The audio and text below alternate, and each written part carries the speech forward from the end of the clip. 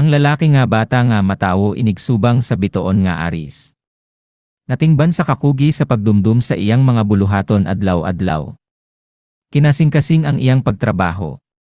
Sa ingon ni ini, malinawan ang iyang pagpuyo.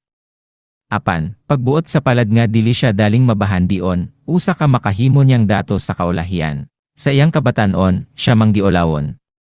Maulaw mo pahayag sa iyang gugma. Kon ang babaye nga makasabot sa iyang gibati, magpakita og gusto kanya, ug mohatag usab og dalan nga makabaton sa iyang kaisog sa pagtukas sa iyang baba aron sa paghikyad sa iyang gugmang timos. Apan kon ang babaye mo paidlas-idlas, kining laki hamoidlas usab. Bisan unsa pa kadako sa iyang gugma dili mogukod sa babaye. Kon mangitag higayon nga makasulti siya sa iyang tuyo. Siya mahigugma wala nay liso-liso ang hunahuna.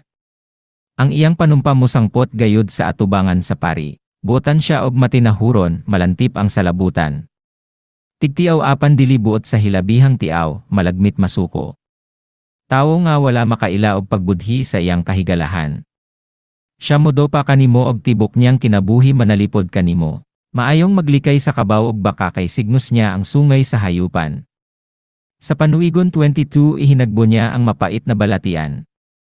Kon mag-ampo lang siya ni Bathala og magtapat sa iyang lihok.